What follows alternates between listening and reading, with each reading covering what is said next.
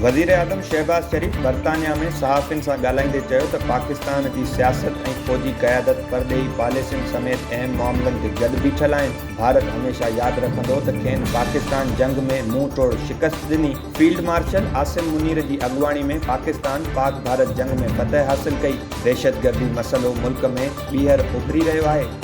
गज़ा में फौरी जंगबंदीअ जो मुतालबो कयूं था। बेनज़ीर इनकम सपोर्ट प्रोग्राम ते बयानबाज़ी वारे मामले सबबि पाकिस्तान पीपल्स पार्टी ऐं मुस्लिम लीग विच में इख़्तिलाफ़ शिदत इख्तियार करण लॻा। ॿिन्ही पार्टियुनि तरफ़ां हिक ॿिए मथां गैर ज़िम्मेवारी जा इल्ज़ाम लॻाया विया। मरियम नवाज़ पीपल्स पार्टी ऐं पार्टी क़यादत मथां तनक़ीद कई त पंजाब जे मामलनि ते पीपल्स पार्टीअ जी मुदाख़लत बर्दाश्त न कंदा। जंहिं बाद पीपल्स पार्टी जी मरकज़ी सेक्रेटरी इतलात शाज़िया मरी चयो त क़यादत अॻुवान लफ़्ज़नि सां न पर अमली कम सां सुञाता वञनि था। अॻुवान अवाम जी ख़िदमत कंदा आहिनि, धमकियूं नाहिनि ॾींदा।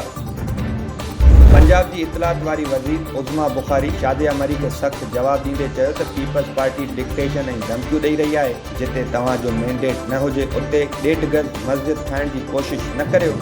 बिलावल भुट्टो खे खीर ऐं माखीअ जा दरिया वाहिण घुरिजनि जेको हू सिंध में वाहिण चाहे थो। पंजाब हुकूमत बेनज़ीर इनकम सपोर्ट प्रोग्राम तहत 12 हज़ार रुपया वेराए नथी सघे। यूएई वीज़ा जे ज़ाब्तनि में मुख़्तलिफ़ तब्दीलियूं कयूं आहिनि ऐं केतिरा ई नए क़िस्मनि जा वीज़ा मुतारिफ़ कराया आहिनि। यूएई हुकूमत ऐलान कयो आहे त आर्टिफिशियल इंटेलिजेंस जे माहिरनि खे ख़ासि वीज़ा ॾिना वेंदा, जॾहिं त मुख़्तलिफ़ तक़रीबनि, फेस्टिवल, कॉन्फ्रेंस ऐं रांदियुनि जी सरगर्मियुनि में हिसो वठण लाइ वीज़ा मुतारिफ़ करायो वियो आहे। ICC women one day cricket world cup अॼु खां शुरू थींदो। वर्ल्ड कप इवेंट में 8 वुमेन टीमूं शामिल आहिनि, जंहिंमें ऑस्ट्रेलिया, न्यूज़ीलैंड, ॾखण अफ्रीका, इंग्लैंड, पाकिस्तान, बांग्लादेश ऐं भारत शामिल आहिनि। टूर्नामेंट हाइब्रिड मॉडल तहत खेॾियो वेंदो। पाकिस्तानी औरत क्रिकेटर टीम पंहिंजा सभु मैच श्रीलंका जे गादीअ वारे हंधि कोलंबो में खेॾंदी।